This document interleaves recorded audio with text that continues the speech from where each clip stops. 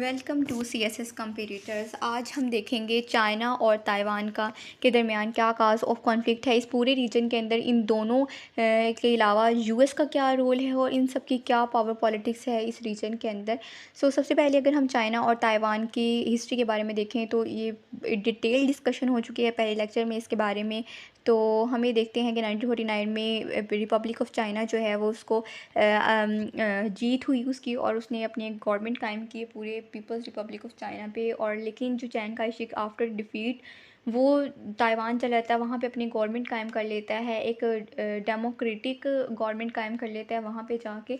तो उसके अब इन दोनों का ये क्लेम होता है कि चैन काई शेक जो हार के गया होता है वो कहता है कि दोबारा से मैं चाइना हासिल करूँगा, और चाइना जो पीपल्स रिपब्लिक ऑफ चाइना है उसका भी ये क्लेम है कि ताइवान उसका एक टूटा हुआ प्रोविंस है और वो उसको भी एक ना एक दिन हासिल ज़रूर करेगा।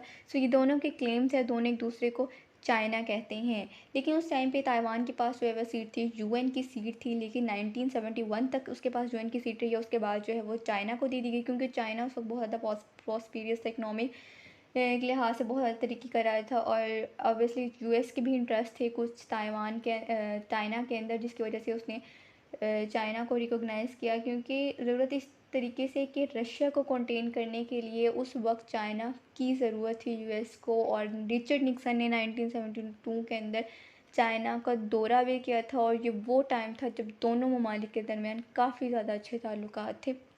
एक ये भी कह सकते हैं कि वक्त की ज़रूरत थी।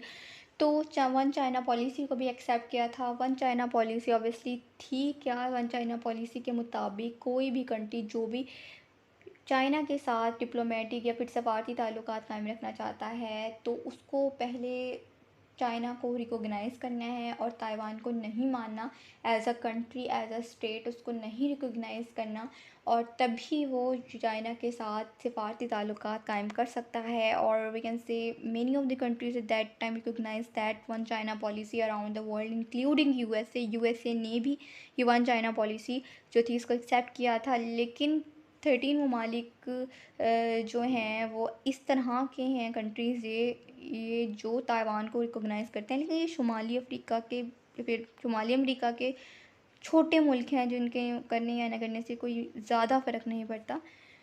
तो हमने ये देखा कि जो भी ताइवान के सारी ताल्लुकात कायम करने की कोशिश करता है, जो चाइना की उसके साथ लड़ाई होती है, ऑब्वियसली चाइना थ्रेट करता है और इसमें कंडीशन ही उसकी यही है। सो वन चाइना पॉलिसी थी ये।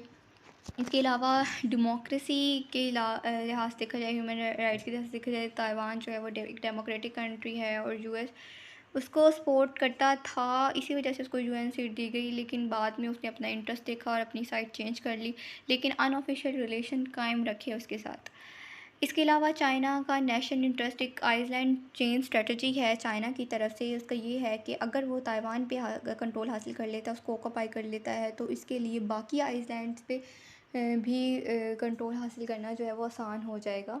और क्योंकि इस रीजन में आइलैंड्स की एक चेन है जिस पे ताइवान पे कंट्रोल हासिल करने के बाद ही और चाइना अपना क्लेम भी करता है इन आइलैंड पे कि वो उसके हैं, और अपनी पूरी इस रीजन में डोमिनेंस क्रिएट करने के लिए एक हेजीमनी क्रिएट करने के लिए सारा जो है वो इस तरह से अपना एक्ट करता है। और यही वजह है कि वो ताइवान को हासिल करना चाहता है, ताकि अपना कंट्रोल और अपनी डोमिनेंस कायम कर सके, और यूएस उसको पहुंच जाता है काउंटर करने के लिए।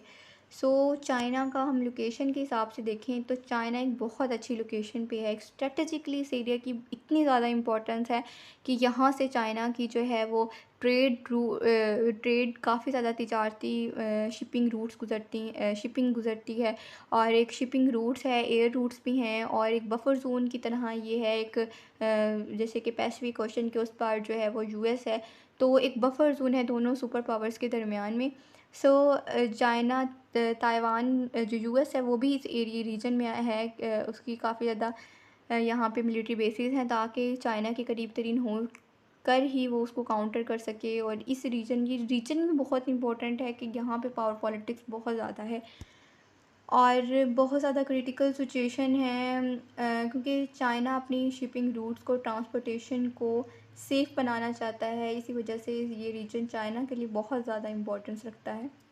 इसके अलावा मिलिट्री डिफेंस के अंदर यूएस जो है वो चाइना को बहुत ज़्यादा ताइवान को बहुत ज़्यादा सपोर्ट कर रहा है। इसके अलावा पॉलिटिकल सिग्निफिकेंस चाइना का एक ये इंटरेस्ट है कि उसकी एक पॉलिटिकल के उसकी पॉलिटिक्स जो करंट गवर्नमेंट है अगर वो हासिल कर लेते ताइवान तो उसके लिए एक बहुत ज़्यादा सिग्निफिकेंस होगी, पॉलिटिकल कामयाबी हम ये कह सकते हैं, पॉलिटिकल गेन होगा उस गवर्नमेंट के लिए भी, अगर कम्युनिस्ट गवर्नमेंट है करंटली, सो अपनी डोमिनेंस कायम कर सके, पॉलिटिकली अपने आप को मनवा सके, पूरी दुनिया के अंदर मनवा सके, ना सिर्फ अपने चाइना के अंदर। इसके अलावा चाइना के इकोनॉमिक इंटरेस्ट बहुत ज़्यादा है क्योंकि जो ताइवान है अगर हम देखा जाए तो टेक्नोलॉजिकल एडवांसमेंट में बहुत आगे है। स्किल्ड वर्क फोर्स के लिए चाइना इस पे कंट्रोल क्योंकि उसी की होगी अगर वो ताइवान उसका हो गया है तो।